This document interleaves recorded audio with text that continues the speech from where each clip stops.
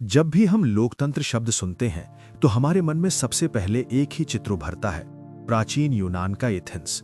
खुले मैदान में खड़े नागरिक, हाथ उठाकर मतदान करते हुए, और इतिहास की किताबों में दर्ज वो कथन कि लोकतंत्र की जन्मभूमि ग्रीस थी। स्कूल से लेकर विश्वविद्यालय तक हमें यही पढ़ाया गया कि मानव इतिहास में पहली बार जनता द्वारा स्वयं शासन करने का विचार एथेंस में जन्मा। पीढ़ी दर पीढ़ी ये कहानी दोहराई गई है और आज ये इतनी गहराई से हमारे सामूहिक ज्ञान में बैठ गई है कि इस पर सवाल उठाना लगभग एक विद्रोह की तरह लगता है। लेकिन क्या ये पूरी सच्चाई है? क्या ये संभव है कि लोकतंत्र का बीज यूनान से बहुत पहले, हजारों किलोमीटर दूर, प्राचीन भारत की धरती पर अंकुरित हो चुका था? और अगर हाँ, तो क्यों इस कहानी को लगभग भुला दिया गया? क्यों हमारे इतिहास के किताबों में वैशाली के गणतंत्र का नाम एथेंस की तरह गर्व से नहीं लिया जाता? यही वो प्रश्न है जो हमें आज इतिहास की जानी पहचानी परतों के नीचे छिपे एक भूले बिसरे सच की ओर ले जाता है, प्राचीन भारत के गणराज्यों की ओर। ये केवल राजनीतिक इतिहास की बात नहीं है, ये हमारी सामूहिक स्मृति, हमारे सांस्कृतिक आत्मविश्वास और उस तरीके से जुड़ा है जिस तरह से हम अपने अतीत को समझते हैं। जब हम केवल पश्चिम की ओर देखकर लोकतंत्र का इतिहास समझने की कोशिश करते हैं तो हम अपनी ही विरासत के एक महत्वपूर्ण अध्याय को नजरअंदाज कर देते हैं। 6ठी शताब्दी ईसा पूर्व का भारत, एक राजनीतिक प्रयोगशाला। कल्पना कीजिए, 6ठी शताब्दी ईसा पूर्व का भारत। ये वो युग था जब विश्व के विभिन्न हिस्सों में सभ्यताओं का विकास तेजी से हो रहा था। फारस में साइरस महान अपने साम्राज्य का विस्तार कर रहा था, चीन में कन्फ्यूशियस अपने दर्शन की नींव रख रहे थे, और भूमध्य सागर के आसपास ग्रीक नगर राज्य अपनी पहचान बना रहे थे। लेकिन भारत में भी कुछ अद्भुत घटित हो रहा था, एक ऐसा राजनैतिक और बौद्धिक जागरण जो शायद उस समय के किसी भी अन्य क्षेत्र से कम नहीं था। गंगा के मैदानों में सभ्यताएं फल फूल रही थीं, व्यापार मार्ग विकसित हो रहे थे जो न केवल भारत के विभिन्न हिस्सों को आपस में जोड़ रहे थे, बल्कि पश्चिम में फारस और पूर्व में दक्षिण पूर्व एशिया तक फैले थे। नगर बस रहे थे, कुछ छोटे व्यापारिक केंद्र, कुछ बड़े राजधानी शहर। इन नगरों में जीवन गतिशील था, विचारों का आदान प्रदान हो रहा था और समाज अनेक स्तरों पर बदल रहा था। ये वही समय था जब बुद्ध और महावीर जैसे महान विचारक जन्म ले रहे थे। ये केवल धार्मिक सुधारक नहीं थे, वे समाज सुधारक भी थे जो पारंपरिक वर्ण व्यवस्था और कर्म कांडों पर सवाल उठा रहे थे। उनकी शिक्षाओं में व्यक्ति की गरिमा, तर्क की महत्ता और सामाजिक समानता के विचार थे। ये माहौल वैचारिक स्वतंत्रता और बहस का था, एक ऐसा वातावरण जहां पुरानी परंपराओं को चुनौती दी जा सकती थी और नए प्रयोग किए जा सकते थे। राजनीतिक रूप से भी ये एक असाधारण काल था। समाज केवल राजाओं और साम्राज्यों तक सीमित नहीं था। इसी काल में भारत में जनपद और महाजनपद अस्तित्व में आए। 16 महाजनपदों का उल्लेख प्राचीन बौद्ध और जैन ग्रंथों में मिलता है। इनमें से कुछ राजतंत्र थे जैसे मगध, कोसल और अवंती, जहां शक्तिशाली राजा शासन करते थे और विस्तारवादी नीतियां अपनाते थे। लेकिन कई ऐसे भी थे जहां सत्ता किसी एक राजा के हाथ में नहीं, बल्कि जनता या उनके प्रतिनिधियों के सामूहिक निर्णय से चलती थी। ये तथ्य ही उस प्रचलित धारणा को चुनौती देता है कि लोकतंत्र केवल पश्चिमी दुनिया की देन है। यहाँ ध्यान देने वाली बात यह है कि ये गणराज्य उसी समय फल फूल रहे थे जब एथेंस में लोकतंत्र के प्रयोग शुरू हो रहे थे, और कुछ मामलों में संभवतः उससे भी पहले। लोकतंत्र की परिभाषा, पश्चिमी दृष्टि का संकीर्ण दायरा। हमारे इतिहास बोध में एक बड़ी समस्या ये रही है कि हमने लोकतंत्र को एक संकीर्ण परिभाषा में बांध दिया, यानी वही लोकतंत्र असली माना गया जो एथेंस जैसा दिखे। ये एक तरह का वैचारिक उपनिवेशवाद है जहां पश्चिमी मॉडल को ही एकमात्र मानक मान लिया गया और बाकी सभी व्यवस्थाओं को उसी कसौटी पर परखा गया। लोकतंत्र की एथेनियन परिभाषा में कुछ विशेष तत्व थे: प्रत्यक्ष मतदान, नागरिकों की सभा, निर्वाचित अधिकारी और कानून का शासन। लेकिन क्या ये सभी एकमात्र तत्व हैं जो किसी व्यवस्था को लोकतांत्रिक बनाते हैं? क्या हमें लोकतंत्र को इतनी संकीर्ण परिभाषा में बांधना चाहिए, या हमें इसे इसके मूल सिद्धांतों से समझना चाहिए? यदि हम लोकतंत्र को इसके मूल भाव से देखें, जनता की सहभागिता, सामूहिक निर्णय, कानून के सामने समानता और सत्ता पर नियंत्रण, तो हमें भारत की प्राचीन भूमि पर इसके अनेक उदाहरण मिलते हैं। ये व्यवस्थाएं भले ही रूप में एथेंस से अलग हों, लेकिन सार में उतनी ही लोकतांत्रिक थीं। विडंबना यह है कि जब हम एथेंस के लोकतंत्र की बात करते हैं तो हम उसकी सीमाओं को अनदेखा कर देते हैं। एथेंस में केवल वयस्क पुरुष नागरिक ही मतदान कर सकते थे। महिलाएं, दास और विदेशी निवासी इस प्रक्रिया से बाहर थे। कुल जनसंख्या का केवल 10 से 20% हिस्सा ही नागरिक था। फिर भी हम इसे लोकतंत्र का आदर्श मानते हैं। यही मापदंड अगर हम भारतीय गणराज्यों पर लागू करें तो वे भी उतने ही या शायद अधिक लोकतांत्रिक सिद्ध होते हैं। सवाल ये नहीं है कि भारत का लोकतंत्र ग्रीस जैसा था या नहीं। असली सवाल ये है कि क्या भारत ने लोकतांत्रिक मूल्यों को अपने तरीके से अपने सामाजिक सांस्कृतिक संदर्भ में विकसित किया था, और इसका जवाब स्पष्ट रूप से हाँ है। जनपद से महाजनपद, जनता की राजनीति का विकास। जब हम जनपद शब्द का अर्थ समझते हैं तो इसका सीधा संबंध जन यानी जनता से जुड़ता है। संस्कृत में जन का अर्थ लोग या समुदाय है और पद का अर्थ स्थान या क्षेत्र। तो जनपद का शाब्दिक अर्थ है जन का स्थान या जहां लोग रहते हैं। लेकिन ये केवल एक भौगोलिक शब्द नहीं था। जनपद एक राजनीतिक अवधारणा थी। ये वो क्षेत्र था जहां एक विशेष जनसमूह निवास करता था और अपनी सामूहिक राजनीतिक पहचान रखता था। वैदिक साहित्य में जनपदों का उल्लेख मिलता है, लेकिन 6ठी शताब्दी ईसा पूर्व में ये अधिक संगठित और स्पष्ट राजनीतिक इकाइयों के रूप में उभरे। समय के साथ जैसे जैसे व्यापार बढ़ा, नगरीकरण हुआ और समाज अधिक जटिल होता गया, ये जनपद विकसित होकर महाजनपद बने। महा का अर्थ है बड़ा या महान, तो महाजनपद बड़े, अधिक शक्तिशाली और संगठित राज्य थे। बौद्ध ग्रंथ अंगुत्तर निकाय में 16 महाजनपदों की सूची मिलती है।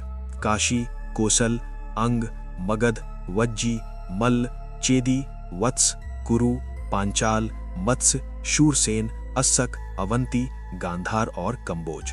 ये सभी महाजनपद अलग अलग प्रकार की शासन व्यवस्थाओं के उदाहरण थे। कुछ में केंद्रीकृत राजतंत्र था, जबकि कई में विकेंद्रीकृत गणतंत्रीय व्यवस्था थी।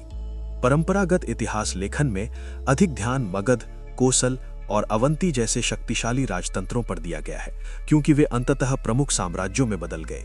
बिंबिसार, अजातशत्रु और बाद में चंद्रगुप्त मौर्य जैसे शासकों की कहानियां हमारी किताबों में विस्तार से मिलती हैं। लेकिन लिच्छवी, मल्ल, शाक्य और अन्य गणराज्य अक्सर हाशिए पर चले गए, एक दो पंक्तियों में सिमट गए। यही वो राज्य थे जहां राजा नहीं बल्कि सभा सर्वोच्च थी, और यही वो राज्य है जो हमें लोकतंत्र के भारतीय प्रयोगों की झलक देते हैं। गण संघ, सामूहिक शासन की अवधारणा। इन गणराज्यों को संस्कृत ग्रंथों में गणसंघ कहा गया। गण शब्द का अर्थ समूह, समुदाय या संगठन है, और संघ का अर्थ है संगठन, संगठित समूह या संघ। अर्थात सत्ता किसी एक व्यक्ति के पास नहीं बल्कि एक संगठित समूह के पास होती थी। ये अवधारणा अपने आप में राजतंत्र के विपरीत है। गण संघों में शासन का तरीका अलग था। यहाँ कोई एक सर्वोच्च राजा नहीं होता था जिसकी आज्ञा अंतिम हो। इसके बजाय एक सभा होती थी जिसमें विभिन्न कुलों के प्रतिनिधि शामिल होते थे। ये प्रतिनिधि अपने समुदाय का प्रतिनिधित्व करते थे और उनकी ओर से निर्णय लेते थे। सभा में बैठे ये लोग राजा कहलाते थे, लेकिन वो एकल शासक नहीं थे, वे सामूहिक शासन का हिस्सा थे। इन राज्यों में निर्णय खुले विमर्श के बाद लिए जाते थे।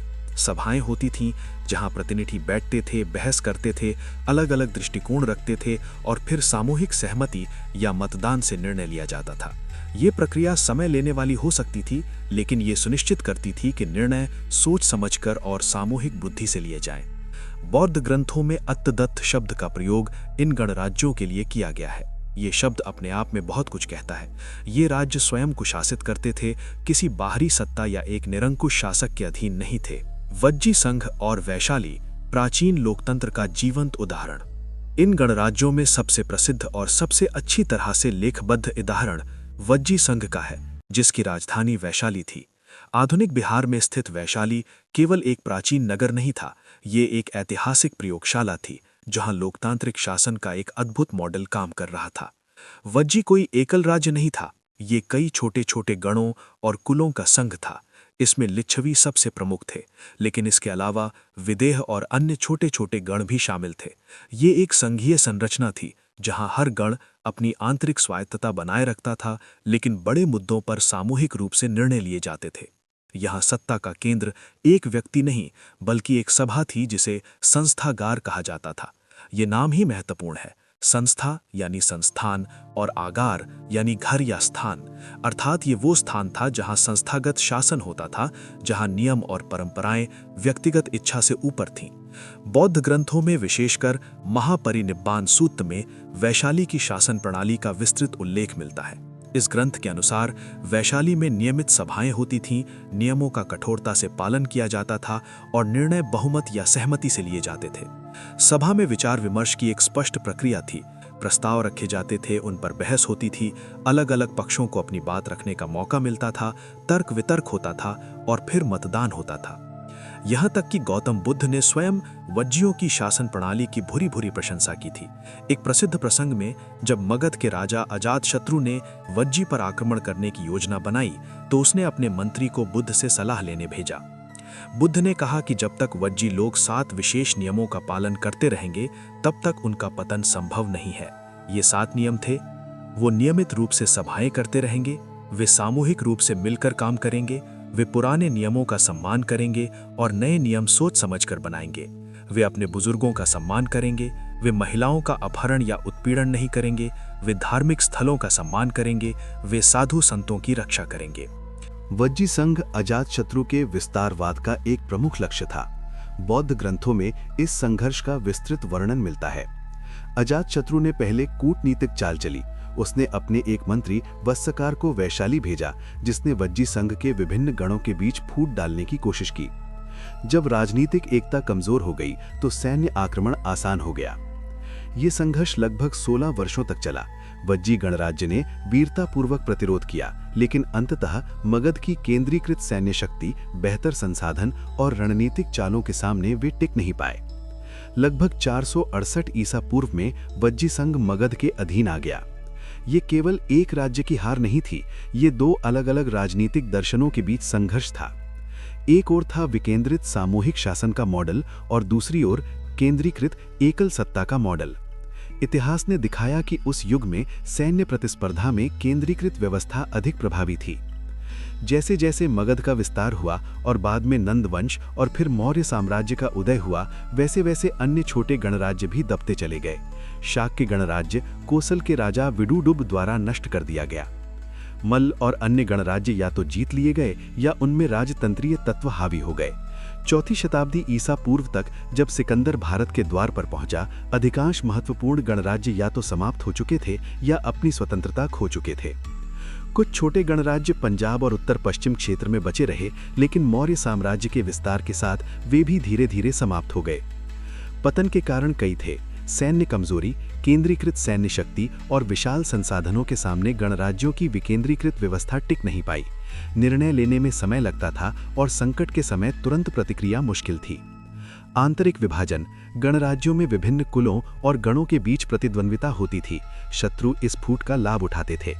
आर्थिक कारक, बड़े साम्राज्य अधिक व्यापार मार्गों को नियंत्रित कर सकते थे, बेहतर कर संग्रह कर सकते थे और इस प्रकार अधिक धन संचित कर सकते थे। वैचारिक परिवर्तन, समय के साथ शक्तिशाली केंद्रीकृत शासन का विचार अधिक आकर्षक लगने लगा। बड़े साम्राज्य स्थिरता, सुरक्षा और समृद्धि का वादा करते थे। धीरे धीरे गणराज्यों की स्मृति ग्रंथों और किंवदंतियों तक सिमट गई। वे इतिहास के पन्नों में एक फुटनोट बन गए, जबकि मगध, मौर्य और गुप्त साम्राज्यों की कहानियां मुख्य आख्यान बन गईं। औपनिवेशिक इतिहास लेखन, भूलने की राजनीति। तो फिर प्रश्न उठता है कि अगर भारत में लोकतांत्रिक परंपराएं थीं, तो हमें इतिहास में उनका उल्लेख इतना कम क्यों मिलता है? क्यों हमारी स्कूली किताबों में एथेंस के लोकतंत्र के पन्नों के पन्ने हैं, लेकिन वैशाली के गणतंत्र को मुश्किल से एक पैराग्राफ मिलता है? इसका उत्तर औपनिवेशिक इतिहास लेखन में छिपा है। 19वीं सदी में जब यूरोपीय इतिहासकारों, विशेषकर ब्रिटिश ने भारतीय इतिहास को व्यवस्थित रूप से लिखना शुरू किया, तो उन्होंने इसे पश्चिमी मानदंडों और पूर्वाग्रहों से परखा। उस समय की प्रमुख धारणा ये थी कि सभ्यता और प्रगति केवल पश्चिम की विरासत है। भारत को एक रहस्यमयी, धार्मिक और स्थिर समाज के रूप में चित्रित किया गया, एक ऐसा समाज जहां राजा देवतुल्य थे और जनता निष्क्रिय। इस आख्यान में लोकतांत्रिक संस्थाओं के लिए कोई जगह नहीं थी। जेम्स मिल की हिस्ट्री ऑफ ब्रिटिश इंडिया 1817 जैसी पुस्तकों ने भारतीय इतिहास को हिंदू, मुस्लिम और ब्रिटिश काल में विभाजित किया और ये दावा किया कि भारत में कभी भी स्वतंत्रता या प्रगति नहीं रही। ऐसे इतिहास लेखन में प्राचीन गणराज्यों को या तो नजरअंदाज किया गया या उन्हें अपूर्ण और आदिम कहकर खारिज कर दिया गया। जब गणराज्यों का उल्लेख भी किया गया तो उन्हें वास्तविक लोकतंत्र नहीं माना गया। तर्क दिया गया कि चूंकि ये व्यवस्थाएं एथेंस जैसी नहीं थीं, प्रत्यक्ष मतदान नहीं था, सार्वभौमिक नागरिकता नहीं थी, इसलिए ये असली लोकतंत्र नहीं हो सकती। ये एक तरह का वैचारिक साम्राज्यवाद था, केवल पश्चिमी मॉडल को ही मान्य माना गया। दिलचस्प बात यह है कि कुछ यूरोपीय विद्वानों ने भारतीय गणराज्यों को मान्यता दी। टॉमस रीस डेविड्स, जो कि एक प्रसिद्ध पाली विद्वान थे, ने 1877 में बुद्धिस्ट इंडिया पुस्तक में भारतीय गणराज्यों पर विस्तार से लिखा और उन्हें लोकतांत्रिक संस्थाओं के रूप में मान्यता दी। लेकिन उनकी आवाज मुख्य धारा की ऐतिहासिक चेतना में गुम हो गई। स्वतंत्रता के बाद भी भारतीय इतिहास लेखन ने औपनिवेशिक ढांचे को पूरी तरह से नहीं तोड़ा। हालांकि कुछ भारतीय इतिहासकारों जैसे के.पी. जायसवाल, जिन्होंने हिंदू पॉलिटी 1924 में भारतीय गणराज्यों का गहन अध्ययन किया, ने इस दिशा में काम किया, लेकिन मुख्य धारा की पाठ्य पुस्तकों में गणराज्यों को वो स्थान नहीं मिला जो उन्हें मिलना चाहिए था। परिणाम स्वरूप भारतीय गणराज्य अधूरे या अविकसित कहकर किनारे कर दिए गए। धीरे धीरे यही दृष्टिकोण हमारे पाठ्यक्रमों और सामूहिक स्मृति में भी समा गया। आज भी जब हम लोकतंत्र का इतिहास पढ़ाते हैं तो हम एथेंस से शुरू करते हैं, फिर रोम की गणतंत्रीय व्यवस्था की बात करते हैं, मध्यकाल को छोड़ देते हैं और सीधे आधुनिक यूरोप में पहुंच जाते हैं। भारत इस आख्यान में अनुपस्थित रहता है। साक्ष्य और स्रोत, ऐतिहासिक पुनर्निर्माण की चुनौतियां। एक उचित प्रश्न ये भी है कि हमें भारतीय गणराज्यों के बारे में जानकारी कहाँ से मिलती है? क्या पर्याप्त साक्ष्य हैं? मुख्य स्रोत बौद्ध और जैन ग्रंथ हैं। विशेषकर बौद्ध ग्रंथ महापरिनिब्बाण सुत्त, अंगुत्तर निकाय, दीघ निकाय और विनय पिटक में गणराज्यों की शासन व्यवस्था के विस्तृत वर्णन मिलते हैं। चूंकि बुद्ध स्वयं एक गणराज्य में पैदा हुए थे और उन्होंने कई गणराज्यों का भ्रमण किया, इसलिए इन ग्रंथों में गणतंत्रीय व्यवस्थाओं का प्रामाणिक विवरण है। जैन ग्रंथ भगवती सूत्र और अन्य जैन ग्रंथों में भी गणराज्यों का उल्लेख मिलता है। महावीर भी एक गणराज्य वैशाली के पास कुंडग्राम में पैदा हुए थे। पाणिनि का अष्टाध्यायी संस्कृत व्याकरण का ये महान ग्रंथ लगभग 5वीं शताब्दी ईसा पूर्व में गण संघों के लिए विशेष व्याकरणिक नियम देता है, जो दर्शाता है कि ये संस्थाएं उस समय प्रचलित और महत्वपूर्ण थीं। कौटिल्य का अर्थशास्त्र, मौर्य काल का ये राजनीतिक ग्रंथ संघ राज्यों का उल्लेख करता है और उनसे निपटने की कूटनीतिक रणनीतियां बताता है। पुरातात्विक साक्ष्य, वैशाली, कपिलवस्तु और अन्य स्थलों की खुदाई से मिले अवशेष उन नगरों की समृद्धि और संगठन को दर्शाते हैं। सिक्के, कुछ गणराज्यों के सिक्के मिले हैं जिन पर गण या संघ का उल्लेख है, जो उनकी सामूहिक पहचान को दर्शाता है। चुनौती ये है कि ये स्रोत बिखरे हुए हैं और कभी-कभी अप्रत्यक्ष। बौद्ध ग्रंथ धार्मिक शिक्षाओं पर केंद्रित हैं, न कि राजनीतिक इतिहास पर, इसलिए राजनीतिक जानकारी आकस्मिक और संदर्भगत है। फिर भी जब हम इन सभी स्रोतों को मिलाकर देखते हैं तो एक सुसंगत तस्वीर उभरती है। ये ध्यान देने योग्य बात है कि एथेंस के लोकतंत्र के बारे में हमारी जानकारी भी मुख्य रूप से थ्यूसिडाइड्स, प्लेटो, अरस्तु और अन्य लेखकों के ग्रंथों से आती है, यानी लाइखिक स्रोतों से। यदि हम लाइखिक स्रोतों को एथेंस के लिए मान्य मानते हैं तो भारतीय गणराज्यों के लिए भी मानना चाहिए। आधुनिक पुनर्मूल्यांकन, नए शोध और दृष्टिकोण। हाल के दशकों में विद्वानों ने भारतीय गणराज्यों पर नए सिरे से ध्यान देना शुरू किया है। रोमिला थापर, उपिंदर सिंह और कई अन्य इतिहासकारों ने इन व्यवस्थाओं का गहन अध्ययन किया है और उन्हें लोकतांत्रिक परंपरा के वैध उदाहरणों के रूप में स्थापित किया है। तुलनात्मक राजनीतिक सिद्धांत के क्षेत्र में भी रुचि बढ़ी है। विद्वान अब ये मानने लगे हैं कि लोकतंत्र का एक ही पश्चिमी मॉडल नहीं है, बल्कि विभिन्न सभ्यताओं ने अपने तरीके से लोकतांत्रिक मूल्यों को विकसित किया है। गैर पश्चिमी लोकतंत्र या स्वदेशी लोकतंत्र, इंडिजिनस डेमोक्रेसी की अवधारणा अब एकेडमिक चर्चाओं में स्वीकृत है। ये मानता है कि सहभागी शासन का विचार केवल ग्रीस में ही विकसित नहीं हुए, बल्कि कई अन्य सभ्यताओं में भी हुए, चाहे वो अफ्रीकी जनजातीय परिषदें हों, अमेरिकी मूल निवासी परंपराएं हों या प्राचीन भारतीय गणराज्य। इस पुनर्मूल्यांकन का महत्व केवल एकेडमिक नहीं है, ये हमारी सांस्कृतिक पहचान, आत्मविश्वास और वैश्विक बातचीत में हमारी स्थिति को प्रभावित करता है। जब हम अपने लोकतांत्रिक अतीत को पहचानते हैं तो हम आधुनिक लोकतंत्र को केवल पश्चिम से आयातित व्यवस्था के रूप में नहीं, बल्कि अपनी विरासत के साथ संवाद करते हुए देख सकते हैं। लोकतंत्र की बहुलता, एक व्यापक दृष्टि की आवश्यकता। आज जब हम लोकतंत्र के वैश्विक इतिहास पर पुनर्विचार कर रहे हैं तो ये आवश्यक है कि हम अपनी दृष्टि को व्यापक बनाएं। लोकतंत्र कोई एक रूप अवधारणा नहीं है, ये विभिन्न सभ्यताओं में अलग अलग रूपों में विकसित हुआ है। पश्चिमी लोकतंत्र का एक विशेष इतिहास है। ग्रीस से रोम, फिर मध्यकाल की सुषुप्तावस्था, पुनर्जागरण, प्रबोधन, अमेरिकी और फ्रांसीसी क्रांतियां और फिर आधुनिक संसदीय और राष्ट्रपति प्रणालियां। ये एक महत्वपूर्ण कहानी है, लेकिन ये एकमात्र कहानी नहीं है। भारत का अपना लोकतांत्रिक इतिहास है। वैदिक सभाओं से लेकर गणराज्यों तक, ग्राम पंचायतों की परंपरा से लेकर आधुनिक कानून तक, ये कहानी उतनी ही समृद्ध और जटिल है। जब हम लोकतंत्र के इतिहास को केवल पश्चिमी दृष्टि से देखते हैं तो कई महत्वपूर्ण सच्चाइयां छूट जाती हैं। हम एक रिज, विविध और जटिल इतिहास को सरलीकृत कर देते हैं। हम अपनी ही विरासत से अनजान रह जाते हैं। आज समय आ गया है कि हम उस भूली हुई कथा को फिर से जीवित करें। ये केवल राष्ट्रवादी गर्व की बात नहीं है, ये ऐतिहासिक न्याय और बौद्धिक ईमानदारी की बात है। ये इस बारे में है कि हम अपने अतीत को नए नजरिए से देखें, पुराने पूर्वाग्रहों को चुनौती दें और एक अधिक समावेशी और सटीक इतिहास लिखें। हमें ये स्वीकार करना होगा कि लोकतंत्र की जड़ें केवल एथेंस में नहीं, बल्कि वैशाली, लिच्छवी और वज्जी जैसे गणराज्यों में भी उतनी ही गहराई से धसी हुई हैं। हमें ये समझना होगा कि जब एथेंस में सभाएं हो रही थीं, उसी समय गंगा के मैदानों में भी सभाएं हो रही थीं, और दोनों ही मानव सभ्यता के लोकतांत्रिक प्रयोगों के महत्वपूर्ण उदाहरण थे। इस पुनर्मूल्यांकन का मतलब ये नहीं है कि हम पश्चिमी योगदान को नकारें या कम करें। एथेंस का लोकतंत्र, रोम का गणतंत्र, मैग्ना कार्टा, अमेरिकी संविधान, फ्रांसीसी क्रांति, ये सभी लोकतंत्र की विश्व यात्रा के महत्वपूर्ण पड़ाव हैं। लेकिन ये यात्रा केवल पश्चिम तक सीमित नहीं है। भारतीय गणराज्यों की कहानी हमें याद दिलाती है कि लोकतंत्र एक सार्वभौमिक मानवीय आकांक्षा है। विभिन्न समय में, विभिन्न स्थानों पर, विभिन्न सभ्यताओं ने इस आकांक्षा को अपने तरीके से व्यक्त किया है। कुछ प्रयोग सफल रहे, कुछ असफल, कुछ लंबे समय तक टिके रहे, कुछ जल्दी समाप्त हो गए। लेकिन हर प्रयोग ने मानव राजनीतिक विचार को समृद्ध किया। जैसे जैसे दुनिया अधिक जुड़ी और वैश्विक होती जा रही है, ये महत्वपूर्ण है कि हम अपने इतिहास को भी वैश्विक दृष्टि से देखें, न केवल पश्चिमी दृष्टि से, न केवल पूर्वी दृष्टि से, बल्कि एक समावेशी मानवीय दृष्टि से। तभी हम लोकतंत्र के सच्चे, पूर्ण इतिहास को समझ पाएंगे। और इस समझ में वैशाली की सभाएं उतनी ही महत्वपूर्ण है जितनी एथेंस की। लिच्छवियों का गणतंत्र उतना ही प्रेरक है जितना रोम का।